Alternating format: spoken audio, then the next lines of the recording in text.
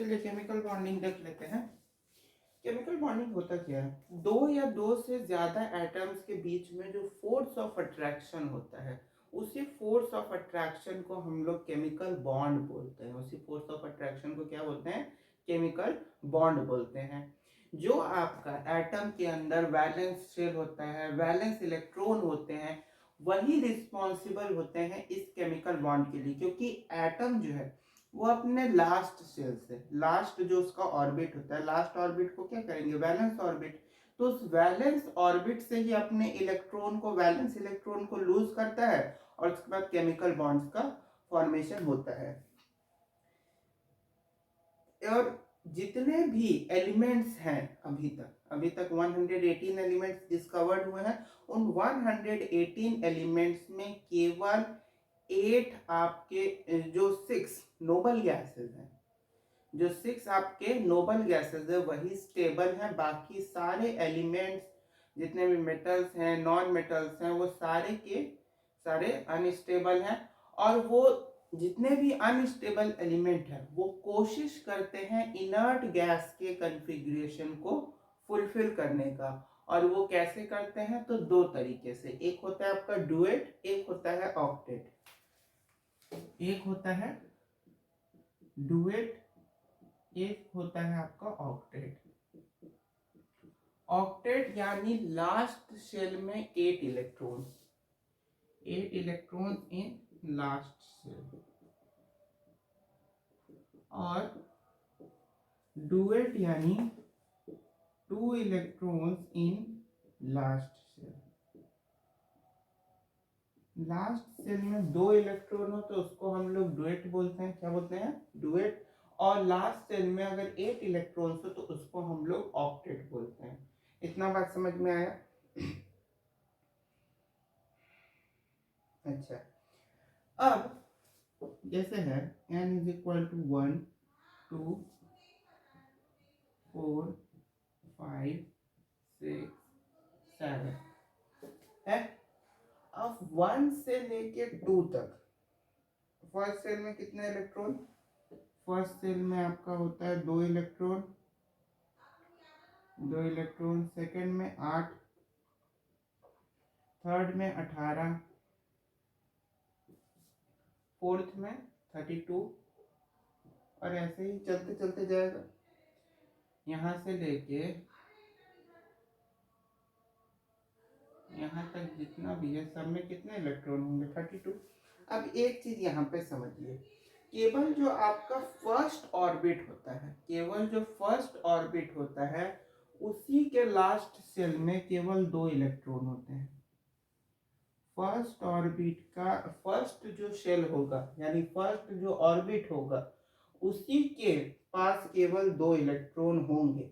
और बाकी सेकंड से लेके 7 तक जितने भी ऑर्बिट होंगे, या सेकंड से लेके 7 या उसके बाद तक, उन सारे के लास्ट में 8 इलेक्ट्रॉन्स होगा। इतना बात समझ में आया क्या? मतलब इन सारे ऑर्बिट्स में टोटल नंबर ऑफ इलेक्ट्रॉन कितने होते हैं? पहले ऑर्बिट में 2 इलेक्ट्रॉन, दूसरे ऑर्बिट में 8 इलेक्ट्रॉन, तीसरे ऑर्बिट में 18 इलेक्ट्रॉन, और फोर्थ के बाद से सारे ऑर्बिट में 32 इलेक्ट्रॉन्स होते हैं। उन सब में केवल फर्स्ट ऑर्बिट के लास्ट शेल में आपका 2 इलेक्ट्रॉन्स होगा। और उसके बाद सेकंड से लेके 7 या उसके आगे तक जितने भी ऑर्बिट्स होंगे उनके लास्ट शेल में 8 इलेक्ट्रॉन्स होगा। वन वर्ड में बोले तो केवल डुएट जो है आपका फर्स्ट शेल में फॉर्म होता है, और ऑक्टेट जो है वो सेकंड से लेके 7 तक में, सेकंड से लेके 7 या उसके एबव तक में। इतना बात समझ में आई? जैसे आपका हीलियम है। क्या है? हीलियम। हीलियम आपका क्या है? एक नोबल गैस है। अच्छी बात है।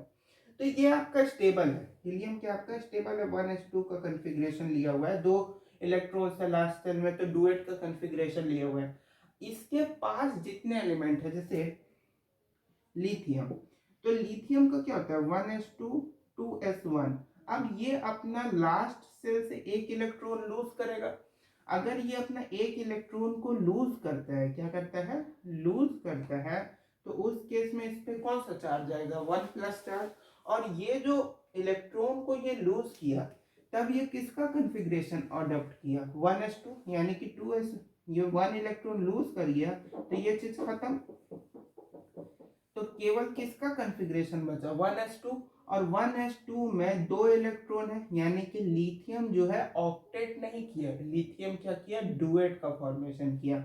वहीं बेरिलियम है तो बेरिलियम का क्या होता है, 4, लिथियम का 3 होता है, बेरिलियम का 4, तो 1s2 2s2, तो ये क्या करेगा, ये दोनों इलेक्ट्रॉन को अपने लूज कर देगा, दोनों इलेक्ट्रॉन को क्या करेगा, लूज करेगा, ताकि डुएट का फॉर्मेशन कर सके, जो नियर इनर्ट गैस है उसके कॉन्फ़िगरेशन को कंटेन करे। तो यहाँ पे 2 इलेक्ट्रॉन को लूज करेगा तो ये पूरा टर्म गायब, केवल क्या बचा, 2 इलेक्ट्रॉन को लूज किया तो +2 चार्ज आएगा, किसका कॉन्फ़िगरेशन ले लिया, हीलियम का, तो डुएट का फॉर्मेशन किया। उसी तरह से बोरोन, बोरोन अगर हो लिथियम बेरिलियम बोरोन तो उस पर +3 चार्ज आता है, कार्बन हो तो उस पर +4 चार्ज आता है। अब कार्बन पे +4 भी आता है और कार्बन पे -4 भी आता है, इसलिए क्योंकि कार्बन आपका एक तरह से मिडिल में है, कार्बन क्या है, मिडिल में। हीलियम और नियॉन दोनों, हीलियम और नियॉन अगर देखा जाए तो दोनों नोबल गैस हैं, और दोनों नोबल गैस के एकदम बीच में आता है कार्बन, जिसके कारण वो -4 भी शो करता है वैलेंसी और +4 भी। तो ये हो गया आपका कार्बन का। कार्बन के बाद क्या आ जाता है,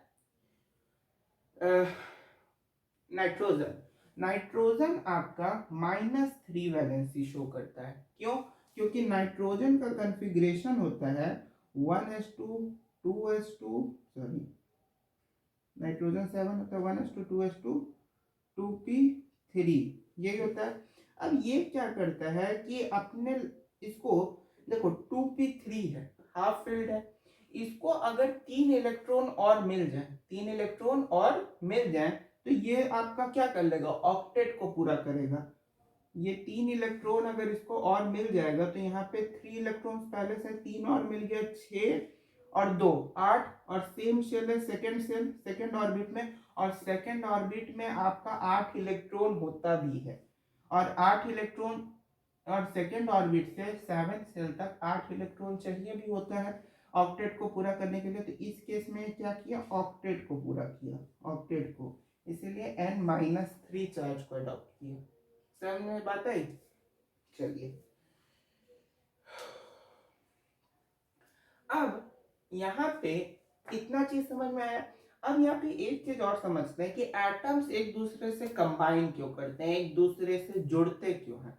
तो एटम्स एक दूसरे से कंबाइन इसलिए करते हैं ताकि उनमें स्टेबिलिटी आ सके, वो स्टेबल हो सके, जो पहले अनस्टेबल थे वो भी अब क्या हो जाए, स्टेबल हो जाए। यानी या तो डुएट या तो ऑक्टेट, इन दोनों में से किसी एक के कॉन्फ़िगरेशन को वो अडॉप्ट कर ले, और स्टेबिलिटी होने के लिए, स्टेबलाइज होने के लिए एटम्स एक दूसरे से कंबाइन करते हैं। और स्टेबलाइज होने में उनमें रिस्पॉन्सिबल कौन होता है, तो उनका वैलेंस सेल, उनका वैलेंस ऑर्बिट रिस्पॉन्सिबल होता है to combine of the combining in the atoms, atoms के कंबाइनिंग में रिस्पॉन्सिबल होता है उनका वैलेंस ऑर्बिट, क्योंकि वहीं से आपका लास्ट इलेक्ट्रॉन यानी वैलेंस इलेक्ट्रॉन लूज या गेन होता है। समझने बात आई,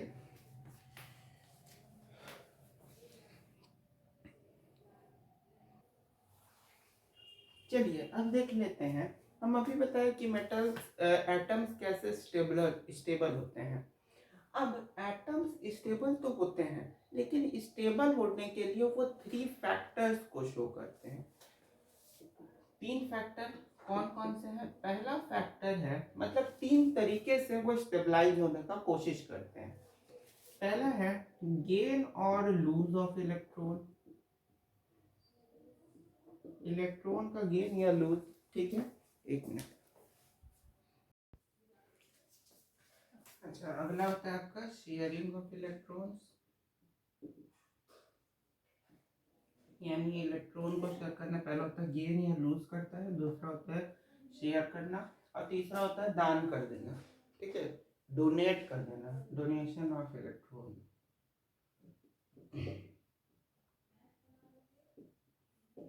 ठीक है, ये 3 चीज आपका होता है। तो ये 3 चीज को बाद में समझते हैं। 3 चीज को समझने से पहले एक चीज समझ लेते हैं, Lewis dot symbol. Lewis dot symbol क्या होता है, देखिए लुईस डॉट सिंबल क्या होता है, representation of valence electron around the atom of element as dot or cross is known as Lewis dot symbol। यानी किसी भी एलिमेंट के एटम के अराउंड वैलेंस इलेक्ट्रॉन को या तो हम लोग डॉट से या तो क्रॉस से, इन दोनों तरीके से रिप्रेजेंट करते हैं, और इसी रिप्रेजेंटेशन को हम लोग लुईस डॉट सिंबल बोलते हैं। जैसे कि सोडियम है, सोडियम का कॉन्फ़िगरेशन होता है 1s2 2s2 2p6 3s1। Valence electron है 1 क्या है इसमें, वैलेंस इलेक्ट्रॉन है। तो सोडियम में या तो हम लोग वैलेंस इलेक्ट्रॉन को डॉट से दिखाएं, या सोडियम में वैलेंस इलेक्ट्रॉन को क्रॉस से दिखाएं। दोनों में से दोनों तरीका आपका मान्यता है, जनरली इससे दिखाया जाता है। इसी को कहते हैं लुईस डॉट सिंबल। जैसे एल्यूमिनियम है, एल्यूमिनियम का कितना होता है 3, 1 2 3, 3 वैलेंस इलेक्ट्रॉन या तो ऐसे दिखाओ या तो ऐसे, 1 2 3। ठीक, मैग्नीशियम का कितना होता है 2 वैलेंस इलेक्ट्रॉन होता है, तो 1 2 ऐसे, और मैग्नीशियम में क्रॉस क्रॉस। तो हम लोग जनरली किससे रिप्रेजेंट करते हैं, डॉट से। समझ में आता है, तो इसी को कहते हैं लुईस डॉट सिंबल। यानी कि या तो आप डॉट से वैलेंस इलेक्ट्रॉन को शो कर सकते हैं एलिमेंट के एटम के, या क्रॉस से आप लोग शो कर सकते हैं। अब देखिए केमिकल बॉन्ड का फॉर्मेशन कैसे होता है।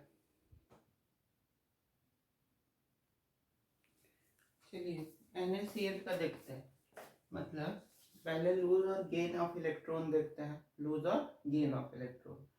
तो देखिए लूज और गेन ऑफ इलेक्ट्रॉन के अकॉर्डिंग केमिकल बॉन्ड का फॉर्मेशन कैसे होता है। आपका एक तरफ होता है मेटल, एक तरफ होता है नॉन मेटल। लूज और गेन ऑफ इलेक्ट्रॉन में एक तरफ होता है मेटल, एक तरफ होता है नॉन मेटल। सोडियम के एग्जांपल से देखेंगे, NaCl के। पहले समझ लेते हैं होता क्या है।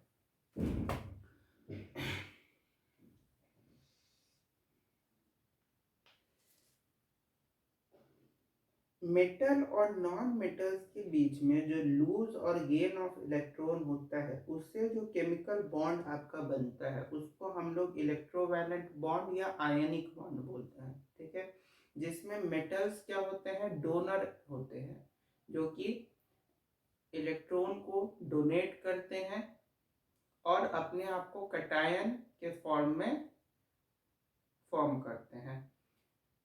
नॉन मेटल्स एक्सेप्टर होते हैं, यानी जो इलेक्ट्रॉन मेटल्स डोनेट किए वही इलेक्ट्रॉन्स को नॉन मेटल क्या करते हैं, एक्सेप्ट करते हैं, इसलिए वो एक्सेप्टर होते हैं और अपने आप को अनायन के फॉर्म में रखते हैं। तो NaCl के एग्जांपल से समझो, सोडियम क्लोराइड का फॉर्मेशन। हाँ, अब सोडियम क्या करता है यहाँ पे कि ये सोडियम है, ये क्या किया कि एक इलेक्ट्रॉन को लूज किया, एक इलेक्ट्रॉन क्या किया, लूज किया, तो इस पे प्लस चार्ज आ गया Na+, एक इलेक्ट्रॉन लूज किया। और वही क्या हुआ कि जो क्लोरीन था वो एक इलेक्ट्रॉन गेन किया, क्लोरीन क्या किया, एक इलेक्ट्रॉन को गेन किया और Cl- चार्ज आया, Cl- चार्ज आया। तो यहाँ पे प्लस और प्लस कैंसिल आउट, यहाँ क्या बचा, सोडियम प्लस क्लोरीन, क्या बचा आपका Na+ और Cl-, Na+Cl-, यही आ रहा है Na+, sorry Na+ Cl minus, ठीक है। अब ये जो Na प्लस है और Cl माइनस, इन दोनों के बीच में, इन दोनों, ये जो दोनों एटम है, इन दोनों एटम्स के बीच में एक फोर्स ऑफ अट्रैक्शन है। इन दोनों एटम्स के बीच में क्या है, एक फोर्स ऑफ अट्रैक्शन है। और ये जो फोर्स ऑफ अट्रैक्शन है, इसको हम लोग बोलते हैं इलेक्ट्रोस्टैटिक फोर्स ऑफ अट्रैक्शन। इस फोर्स ऑफ अट्रैक्शन को क्या बोला जाता है, इलेक्ट्रोस्टैटिक फोर्स ऑफ अट्रैक्शन। और यही इनके बीच में जो ये बॉन्ड बनता है, इसको हम लोग बोलते हैं इलेक्ट्रोवैलेंट। एक फोर्स ऑफ अट्रैक्शन एक बॉन्ड है, तो उसी को हम लोग बोलते हैं इलेक्ट्रोवैलेंट या ionic bond. The bond forms between the chemical bond formed between the non-metals and metals by lose or gain or of electron is known as ionic or electrovalent bond. समझ में पाते हैं? तो NaCl के example से समझ गया। अब ये जो NaCl है, इसमें होता क्या है कि सोडियम है, सोडियम ये हो गया। क्लोरीन के वैलेंस इलेक्ट्रॉन कितना था, 1 2 3 4 5 6 7 7। तो इसमें क्या होता है कि ये आपका एक बॉन्ड का फॉर्मेशन करता है। यहाँ पे एक बॉन्ड फॉर्म होता है जिसमें सोडियम का एक इलेक्ट्रॉन, क्लोरीन का एक इलेक्ट्रॉन। तो क्लोरीन क्या करता है, सोडियम के एक इलेक्ट्रॉन को लेता है। तो ये आर्गन का कन्फिग्रेशन ले लिया, पहले से 7 था, एक और मिल गया, 8 18 हो गया। तो आर्गन के कन्फिग्रेशन को ले लिया, और सोडियम के पास एक इलेक्ट्रॉन एक्स्ट्रा था तो वो लूज किया, तो नियॉन का कन्फिग्रेशन अडॉप्ट किया। तो इस तरह से आपका सोडियम क्लोराइड का फॉर्मेशन हुआ। और ये जो बॉन्ड आपका बना, यही बॉन्ड जो है वो इलेक्ट्रोवैलेंट या आयनिक बॉन्ड के नाम से विख्यात हुआ। समझ में बात आ गई? उसी तरह से मैग्नीशियम ऑक्साइड भी है। जैसे मैग्नीशियम का होता है 2 इलेक्ट्रॉन, और ऑक्सीजन जो होता है ना, ऑक्सीजन को भी देखिए, मैग्नीशियम के पास 2 एक्सेस इलेक्ट्रॉन है। अब यहाँ पे एक चीज और गौर करना, मैग्नीशियम आपका मेटल है, ऑक्सीजन क्या है, नॉन मेटल है। तो मैग्नीशियम अपना दोनों इलेक्ट्रॉन क्या करेगा, ऑक्सीजन को दे देगा। तो ये आपका मेटल था, और ये दोनों इलेक्ट्रॉन अपना ऑक्सीजन को दिया, तो ये क्या हो गया, डोनर। और ये ऑक्सीजन क्या है, आपका नॉन मेटल है, दोनों इलेक्ट्रॉन को ये लिया, तो ये क्या हो गया, एक्सेप्टर। तो यहाँ पे आपका मैग्नीशियम और ऑक्सीजन का, मैग्नीशियम ऑक्साइड का फॉर्मेशन हो गया। समझ में बात आई? तो इनके बीच में भी ये जो बॉन्ड है, ये कैसा बॉन्ड है, तो इलेक्ट्रोवैलेंट बॉन्ड है, आयनिक बॉन्ड। आयनिक बॉन्ड बोलो या इलेक्ट्रोवैलेंट। और फोर्स ऑफ अट्रैक्शन कैसा है, तो electrostatic force of attraction. Aluminium Al2O3 का भी सिमिलरली ही होगा, Al2O3 एल्यूमिनियम। देखो इसमें एल्यूमिनियम कितना है, 2, तो 2 एल्यूमिनियम हो गया, 3 इलेक्ट्रॉन होगा, 3 को इलेक्ट्रॉन हो गया। ऑक्सीजन 3 है, 1 2 3, 1 2 3 4 5 6, 1 2 3 4 5 6, 1 2 3 4 5 6। अब एल्यूमिनियम क्या करेगा, अपना एक 2 इलेक्ट्रॉन इसको दे दिया, क्योंकि दोनों एल्यूमिनियम के पास 3 इलेक्ट्रॉन एक्सेस है। अगर 3 इलेक्ट्रॉन को वो लूज कर देता है तो नियॉन का कन्फिग्रेशन ले लेगा, और ऑक्सीजन अगर 2 इलेक्ट्रॉन को गेन कर लेता है तो ऑक्टेट पूरा कर लेगा। तो बचने लगा, हाँ, तो 2 इलेक्ट्रॉन को ये ले लिया ऑक्सीजन, तो ये अपना ऑक्टेट पूरा किया। तो ये ऑक्सीजन भी तो 2 इलेक्ट्रॉन को लेगा, ये ऑक्सीजन भी 2 इलेक्ट्रॉन को ले लिया, तो ये दोनों इलेक्ट्रॉन हट गए, ये दोनों इलेक्ट्रॉन, बाकी कितना बचा, 2 इलेक्ट्रॉन, वो 2 इलेक्ट्रॉन ये ले लेगा। तो यहाँ पे एल्यूमिनियम क्या किया, 3 इलेक्ट्रॉन को लूज किया, 3+ चार्ज, और ऑक्सीजन क्या किया कि 2 इलेक्ट्रॉन को गेन किया, तो O2- चार्ज। ये आपका एल्यूमिनियम ऑक्साइड का फॉर्मेशन हो गया।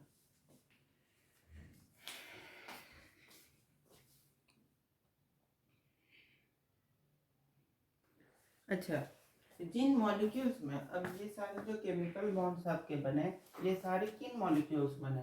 इन सारे आयनिक मॉलिक्यूल्स में ना Mg2+, O2-, ठीक है, सोडियम प्लस, क्लोरीन माइनस, ये सारे जितने भी मॉलिक्यूल्स हैं आपके, ये सारे में आपका कुछ पॉजिटिव है कुछ नेगेटिव है। जो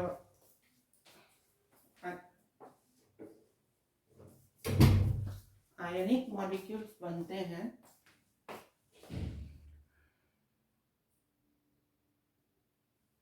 मतलब ये जिन मॉलिक्यूल्स के बीच में आयनिक या इलेक्ट्रोवैलेंट बॉन्ड बनते हैं उनको हम लोग आयोनिक मॉलिक्यूल्स बोलते हैं। अब आयनिक कंपाउंड्स का प्रॉपर्टीज क्या क्या होता है, पहले कैरेक्टरिस्टिक्स जान लो।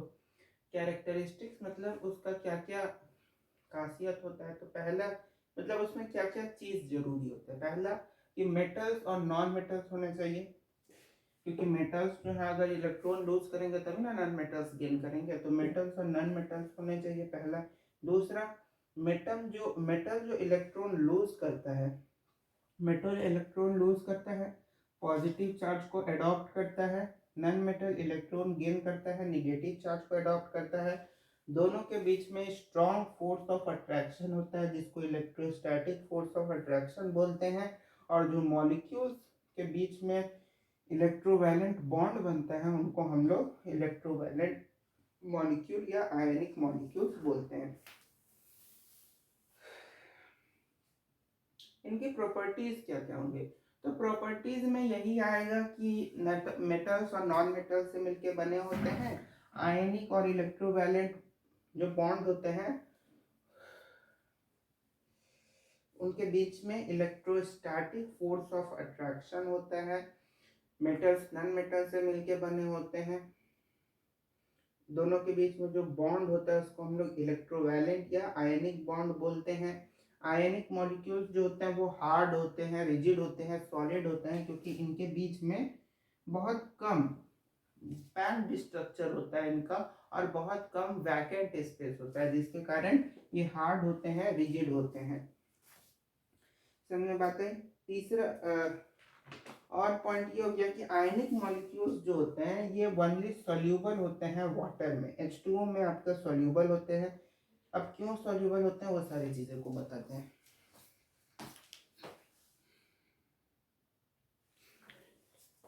तो जो कि हम बताएं कि आयनिक मॉलिक्यूल्स क्या होते हैं, वाटर में सॉल्यूबल होते हैं। क्यों?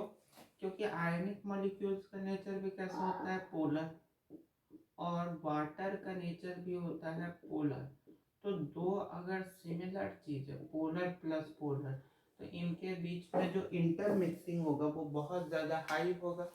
कोई भी दो सिमिलर चीज है, पानी और पानी, तो पानी के बीच में इंटर मिक्सिंग बहुत ज़्यादा हाई होगा। तो आयनिक मॉलिक्यूल का नेचर भी कैसा होता है, पोलर, और वाटर का भी पोलर। तो दोनों के बीच में हाई अमाउंट ऑफ इंटरमिक्सिंग होता है। जैसे सोडियम क्लोराइड हो गया, ठीक है, कैल्शियम ऑक्साइड हो गया, मैग्नीशियम ऑक्साइड हो गया, एल्यूमिनियम ऑक्साइड हो गया। हालांकि Al2O3 ये तो दोनों होता है पोलर नॉन पोलर, क्योंकि दोनों एम्फोटेरिक नेचर का होता है। तो ये सारे जो हो गए आपके आयनिक मॉलिक्यूल्स हो गए जो कि वाटर में सॉल्युबल होते हैं। साथ ही साथ ये एसिड के साथ भी रिएक्ट करते हैं, क्योंकि एसिड भी क्या होता है, एसिड भी आपका पोलर नेचर का होता है, जिसके कारण ये सारे जो है एसिड के साथ भी रिएक्ट करते हैं। जैसे सोडियम क्लोराइड और अगर sulphuric acid NaCl plus H2SO4 अगर मिक्स होगा तो आपका क्या बन जाता है, Na2SO4, सोडियम सल्फेट और हाइड्रोक्लोरिक एसिड, है कि नहीं? तो ये सारे एसिड के साथ भी रिएक्ट करते हैं। चौथा चीज कि इनका डेंसिटी बहुत ज़्यादा हाई होता है। जो आयनिक मॉलिक्यूल्स होते हैं उनका डेंसिटी बहुत ज़्यादा हाई होता है, क्योंकि उनमें एक तो मास ज़्यादा होता है और उनमें वॉल्यूम कम होता है, वॉल्यूम भी ज़्यादा होता है। मास और वॉल्यूम दोनों चीज़ ज़्यादा होता है। तो मास अगर ज़्यादा होगा, वॉल्यूम ज़्यादा होगा, तो डायरेक्टली आपका डेंसिटी भी क्या होगा, ज़्यादा होगा। और डेंसिटी अगर ज़्यादा होगा तो यानी कि उनका घनत्व बहुत ज़्यादा होगा, उनमें मास बहुत ज़्यादा होगा, उनका वॉल्यूम बहुत ज़्यादा होगा, इनडायरेक्टली उनका डेंसिटी ज़्यादा होगा। और एक पॉइंट कि ड्राई स्टेट में, ड्राई स्टेट मतलब सूखेपन, ड्राई स्टेट में आयनिक मॉलिक्यूल जो इलेक्ट्रिसिटी नहीं कंडक्ट करते हैं, क्योंकि आयंस जो होते हैं वो ड्राई स्टेट में फ्री नहीं रहते हैं।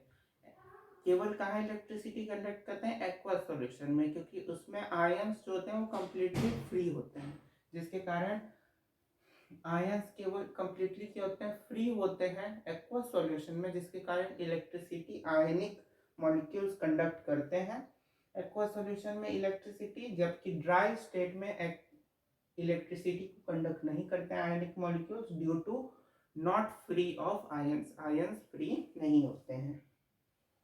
आयनिक मॉलिक्यूल्स जो होते हैं वो ज़्यादा रिएक्टिव नेचर के होते हैं, क्योंकि उनमें पॉजिटिव आयन भी होता है और नेगेटिव आयन भी होता है। इनका डेंसिटी हाई होता है, जिसके कारण इनका मेल्टिंग पॉइंट, बॉइलिंग पॉइंट किसी भी दो चीज़ के बीच में अगर बहुत ज़्यादा ऐसे बहुत कस के ऐसे दोनों चीज़ एक दूसरे से चिपका हुआ है तो उसको तोड़ने के लिए ज़्यादा अमाउंट ऑफ एनर्जी चाहिए, तो जिसके कारण इनका हाई मेल्टिंग और बॉइलिंग पॉइंट भी होता है। तो ये थे आपके ionic molecules, ionic bond. Ionic bond आपका किस पे बेस होता है, तो लूज और गेन ऑफ इलेक्ट्रॉन पे।